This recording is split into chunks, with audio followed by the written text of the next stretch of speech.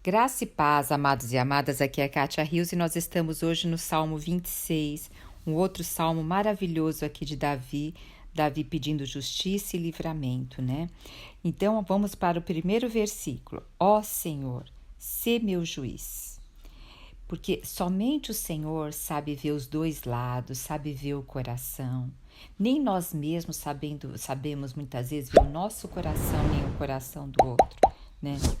Aí depois ele fala, pois com integridade tenho caminhado pela vida fora. A palavra integridade lembra corpo, alma e espírito, eles têm que estar alinhados, eles têm que estar íntegros, eles têm que estar falando uma mesma coisa. Inclusive tem um versículo que diz que bendito é o homem que não se condena naquilo que aprova. Então aí há uma integridade. Integridade também tem a ver com caráter, tem a ver com moral. Veja que Davi não está falando aqui sobre pecado. Nós pecamos, continuamos pecando, mas nós temos que buscar sempre essa integridade, essa congruência, espírito, alma e corpo. E também temos que buscar congruência no nosso caráter, na nossa moralidade, no nosso comportamento, onde quer que estejamos. Porque muitas vezes nós temos comportamentos diferentes mediante o ambiente que estamos. Então, vamos supor, lá na reunião da igreja, nós temos um comportamento. No trabalho, a gente tem outro comportamento. Então, nós temos que perceber. É óbvio que eu, junto à igreja, eu vou ter um comportamento no sentido que de falar com os irmãos, de usar um vocabulário específico. Agora, o que nós estamos falando aqui é de caráter, de moral, tá? E de integridade, no sentido corpo, alma e mente. Então, ele fala aqui, Senhor, sê meu juiz, pois com integridade tenho caminhado. Então, Davi, ele sempre está observando se há integridade naquilo que ele faz pela vida fora e não vacilei em minha confiança no Senhor. Sabe que eu acho interessante? Ele fala, não vacilei em minha confiança no Senhor. Ele não diz assim, não vacilei na confiança a ti. Não, ele fala em minha confiança. Ele toma a responsabilidade que é ele que tem que ter a confiança. A confiança é um ato de fé. Confiar em Deus é um ato de esperança, de fé e expectativa em Deus.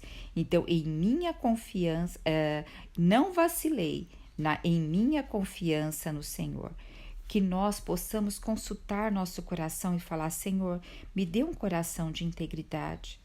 Sabe, amados e amadas, por muitos anos eu não tive uma vida de integridade. Nossa, que coisa feia falar isso, né?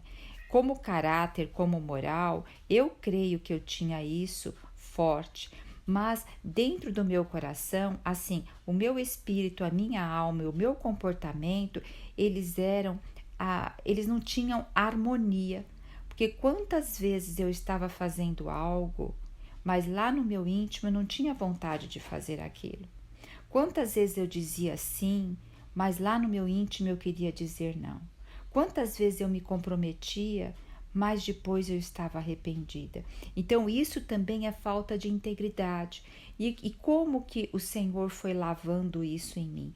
Pelo autoconhecimento, pela minha verdadeira, pela minha aquisição da verdadeira autoestima, pela minha aquisição da minha verdadeira identidade. Hoje eu posso dizer que 90% existe uma integridade. Ainda o Senhor tem que limpar algumas arestas. Conforme vem as situações, eu percebo ainda que o Senhor precisa limpar algumas arestas. Mas daquilo que eu vivo hoje, eu vejo assim, tomando até decisões, atitudes que mexeram com uma vida minha de muitos anos, mas o Senhor me levou a ter uma integridade de corpo, alma e espírito, no comportamento, né? Então aqui, vamos consultar o nosso coração, né? Muitas vezes a gente tem essa dificuldade, como Paulo dizia no início, ele queria fazer algo, mas ele não fazia. Então, o que é? Porque ainda existia outra lei, a lei principalmente da carne. Paulo veio da lei também das regras, muito forte. Ali falava muito forte ao coração dele. Hoje, mesmo que nós venhamos a pecar, nós temos que ter esse coração de Davi, de logo se arrepender e voltar, e saber que somos imperfeitos e vamos continuar sendo imperfeitos, mas que nós buscamos uma integridade, um caráter, uma moral e uma harmonia entre o nosso espírito, os nossos sentimentos, emoções, vontade e o nosso comportamento. E outra coisa, a integridade de uma pessoa também se conhece muito quando se dá poder a ela e quando se dá recursos financeiros. Porque aí vem um outro estágio da vida dela que estava oculto e vem à tona. Então, o Senhor, por meio das situações que nós passamos, Ele vai provando essa integridade do nosso coração. Tá? Por isso que Davi fala, examina-me, Senhor, e submete-me a provas. Amados e amadas, vamos ter essa coragem de falar, Senhor, examina-me e me submete a provas. Sabe, amados e amadas, eu prefiro 1000 vezes ser provada aqui hoje do que não reinar amanhã. E quando eu sou provada aqui hoje, eu reino. Porque é como depurar o ouro. É ouro, mas ele precisa ser limpo, tá? Sonda meus sentimentos e minha mente. E para isso eu tenho que me aquietar na presença do Senhor. Eu tenho que contemplar, refletir. O mundo de hoje nos coloca numa efervescência para que a gente não pare, não contemple, não se aquiete na presença do Senhor. E isso daqui é também questão de disciplina, porque a gente tem que ter uma disciplina no sentido de se apresentar ao Senhor, porque senão o dia passa, se a gente não tiver aquele tempinho de parar, apesar que viver na presença do Senhor é um estilo de vida, mas nós também necessitamos de ter aquele período só com Ele, o nosso cantinho com Deus, né? Versículo 3, diante dos meus olhos contemplo o teu fiel amor. Então, Davi, ele fala que ele contempla o fiel amor do Senhor. Não é o nosso amor, não é o amor do nosso cônjuge, do namorado, do companheiro, do filho. É o amor fiel do Senhor. Quando a gente deposita a nosso amor nas pessoas no sentido de confiar, saiba, nós vamos ser frustrados. Porque todos nós temos falhas em amar, nós amamos com falha e as pessoas também nos amam com falha. Então, o único amor perfeito é o Senhor. Por isso que em nós também tem que reinar o perdão, tá? E continuamente sigo a tua verdade. Agora, amados e amadas, nós temos que saber a quem nós abrimos o coração. Senhor Jesus, muitas vezes nós abrimos o coração, principalmente as mulheres que têm mais facilidade, abre o coração para qualquer um, de qualquer forma. Nós temos que ter realmente comunhão com o Senhor para saber com quem nós podemos ter intimidade, tá? Aqui ele diz, não me associo com pessoas falsas, tá vendo? Nem caminho com os hipócritas. Nós temos também que perceber com quais pessoas caminhamos, principalmente com quais pessoas fazemos negócios, com quais pessoas nos aliançamos. Nós precisamos buscar aquelas pessoas que temem ao Senhor. Olha, detesto a reunião dos malfeitores e não me assento com os ímpios. Lá desde do Salmo 1, ele vem repetindo sempre isso.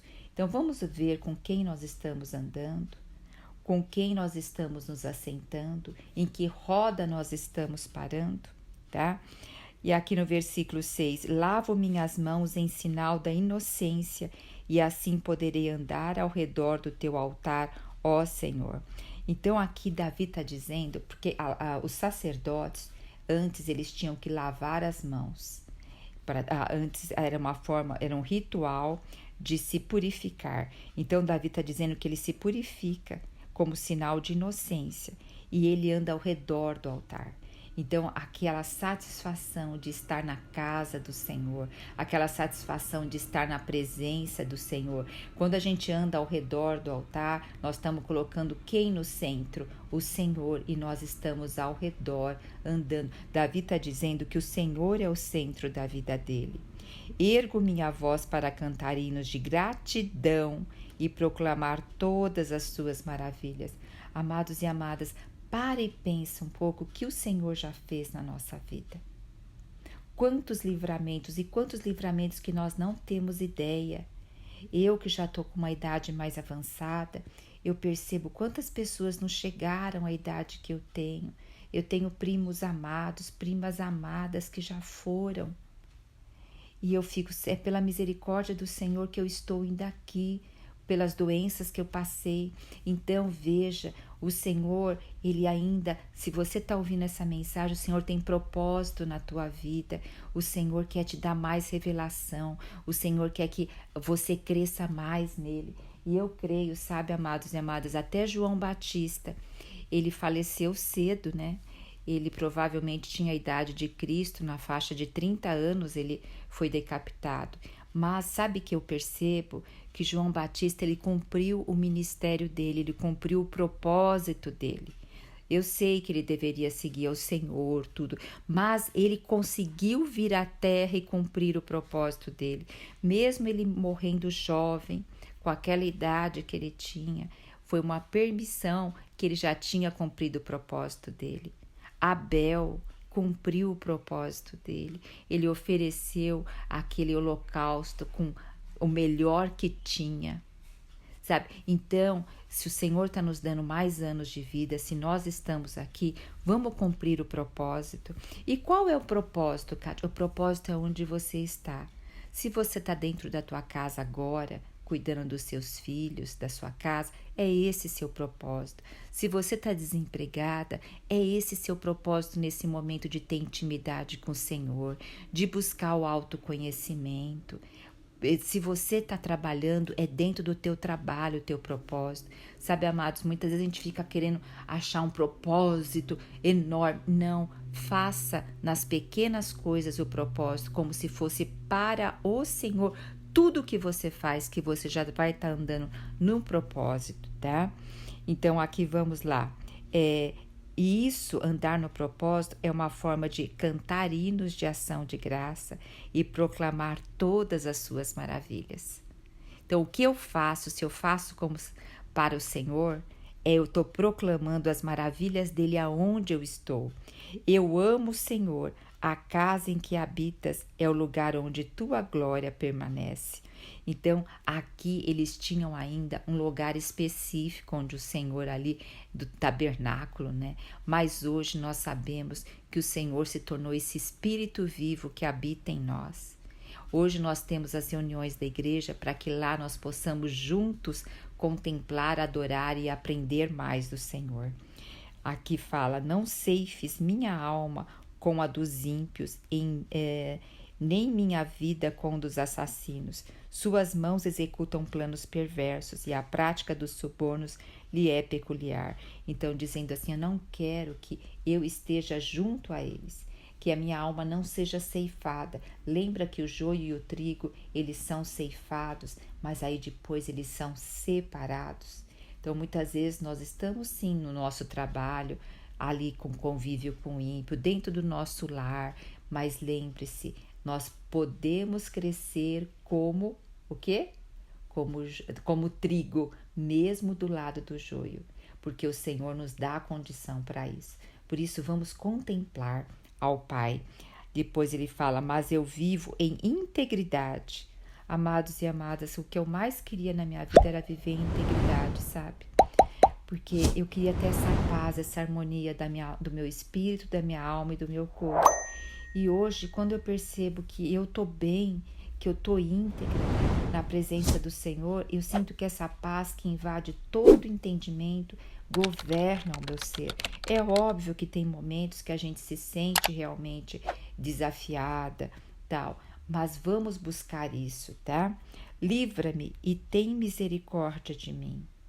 sabe? A gente deve falar, Senhor, tem misericórdia de mim, e eu também sei que as suas misericórdias se renovaram, e eu vou tomar posse. Eu vou tomar posse da tua palavra, eu vou adentrar, eu vou querer me aprofundar em ti. Não quero mais superficialidade na tua vida, nem nas tuas verdades. Eu quero adentrar a tua palavra. Aí ele diz aqui no versículo 12, os últimos: os meus pés estão firmes na verdade. Os pés, o que nos dá direção, nos leva a caminhos, é tomada de decisão para que lado eu vou. Então, nossos pés têm que estar firmes na verdade. Perante a grande assembleia, bendirei o Senhor. Que nós possamos bendizer ao Senhor com uma vida de moralidade, de caráter, de um coração rendido ao Senhor. Aleluia. Jesus Cristo é o nosso Senhor.